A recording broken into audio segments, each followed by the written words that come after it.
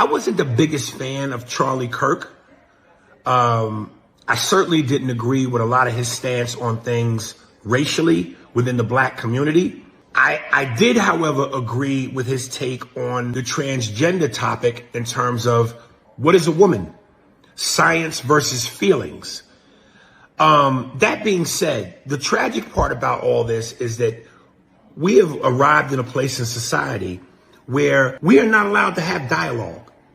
And whether you agree or disagree, we should always keep the door open for dialogue, because through dialogue comes change.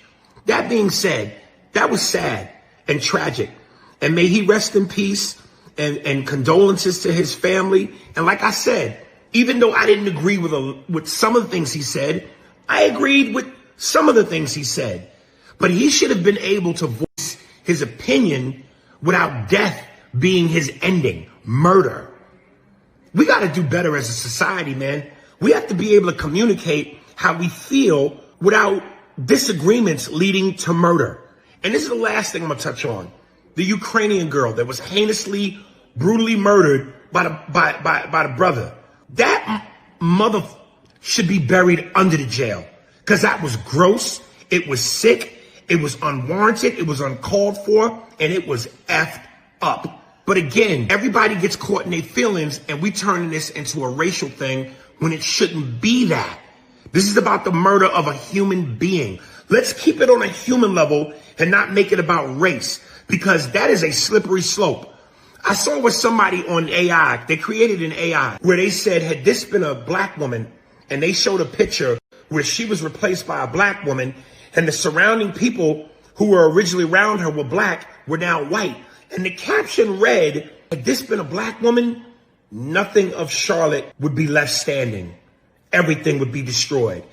To which my reply was, Tulsa, Oklahoma City, recovered. If you know, you know.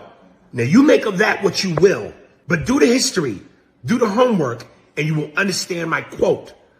But again, may she rest in peace. It was tragic. It was horrible. It was effed up. And that dude who did that should be punished to the 10th degree. Love. People will rush to frame that moment through their own mirrors. Political actors will claim it as evidence of the era's fever. Commentators will turn it into a parable about polarization.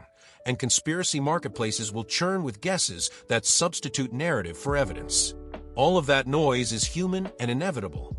Still, at the core of any moral reckoning, there must be a quieter insistence. The murdered person was a human being whose life, regardless of the politics they carried, ended violently, and that fact alone is a moral catastrophe. To start with anything else is to rearrange blame before the body of the victim has cooled.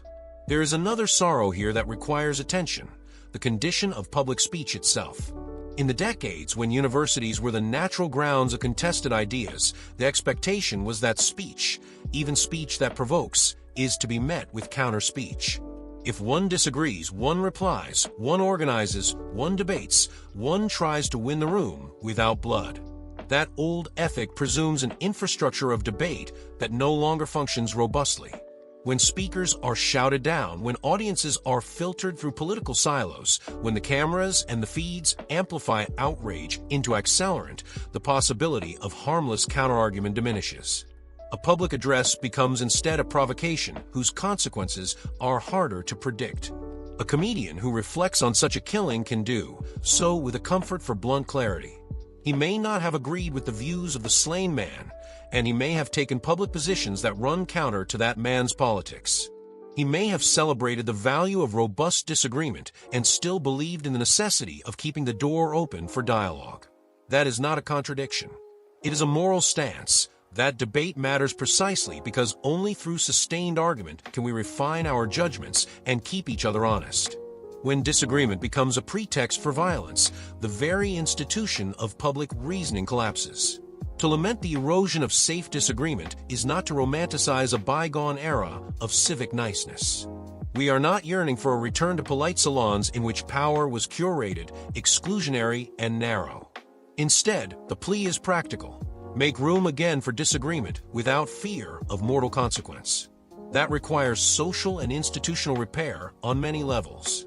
It requires promoters and venues to take security seriously without turning every campus into a fortress. It requires responsible rhetoric from public figures who, when they disagree, remember the human beings on the other side. And it requires a cultural shift away from the fiery imperative to win at all costs, an imperative that all too often treats human lives as mere collateral. There is also a compulsion, in the days after such an act, to make the story into something it is not. Conspiracy theories and partisan spin fill the gaps left by uncertainty. When a suspect's private messages or personal associations are parsed by 1,000 feeds, the slow, patient work of investigation becomes crowdsourced rumor. When a suspect is young, when the motive offered seems inconsistent with easy narratives, the space of speculation expands to swallow the truth. That is one reason to maintain a skeptical posture toward the first stories that spread. Early reports can be wrong, and the appetite for the definitive explanation is politically profitable. The public reaction demonstrates the fragile ecology of contemporary discourse. Some will interpret the act as the logical end of rancorous rhetoric, push hard enough, and someone will push back with violence. Others will treat it as an isolated criminal tragedy, unmoored from the climate of public speech. Both responses hide something. Violent acts do not simply arise from a rhetorical climate. They stem from a social ecosystem where isolating narratives, grievances, and personal pathology cohere in dangerous ways. But neither can we reduce an individual's criminal act to only the words of public figures. The motive and culpability of a single human being must be judged within the law, not in the court of social media.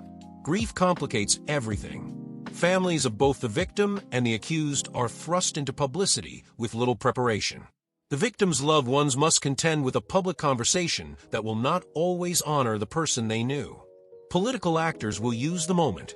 Flags will be lowered, speeches will be made, and the apparatus of memorialization will grow. That is all proper in the arc of public mourning, but it can also amplify the very dynamics that produce splintered narratives.